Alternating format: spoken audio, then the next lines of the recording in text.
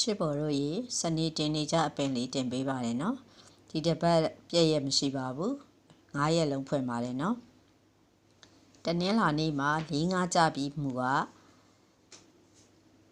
ကလင်ဒါတစ်ကြောလုံးမှာ73ချိန်မှတစ်ခါကြဘူးပါတယ်အခုလဲကဏ္ဍထပ်တည်လာတဲ့အတွက်73ချိန်မှကြမယ်လို့တွက်ထားပါတယ်နော်တနင်္လာနေ့ကို73ချိန်မြောက်ပါအဲ့တော့ဆွေရတော့ဒါလေးထိုးပါမယ်20 21 22 88 50 59 5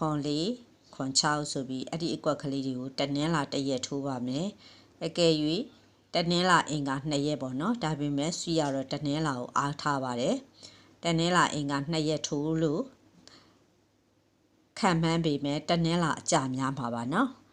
တင်နေကြမြူကနန်းလေးကခွန်တုံညာ2ကြိမ်နဲ့အထက်အဲ့ဒီကနန်းကလည်းစတွေ့တဲ့အခုထိကိုတစ်ချိန်မှမဖောက်သေးပါဘူးเนาะ3ချိန်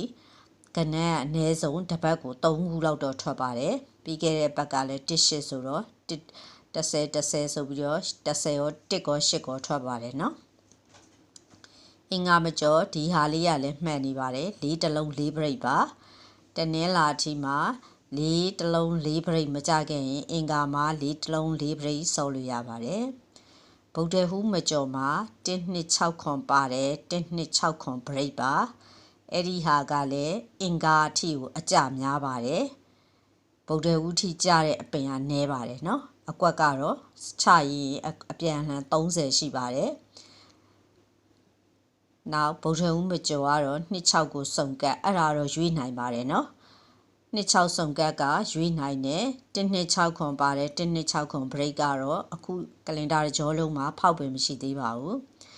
နောက်အင်္ဂါကနေကြာတာပရိထိအရင်တော့ကဒါဗုဒ္ဓဟူးကစထူဆိုတဲ့အပင်မှာသူက38 break ပါနောက်9 break ကြပြီးရင်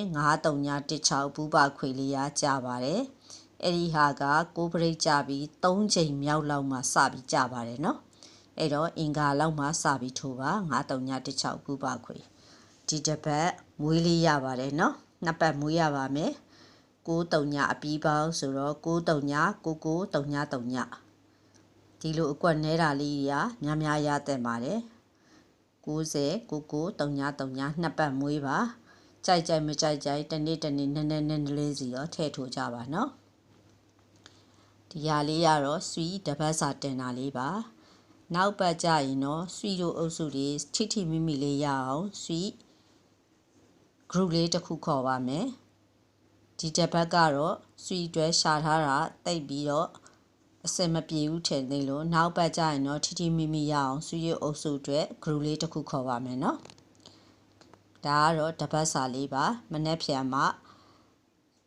လက်တွက်ဆိုင်လေးနဲ့တင်ရမယ့်ကဏ္ဍလေးကိုထပ်တင်ပေးပါမယ်အတိုးချလေးကိုเนาะ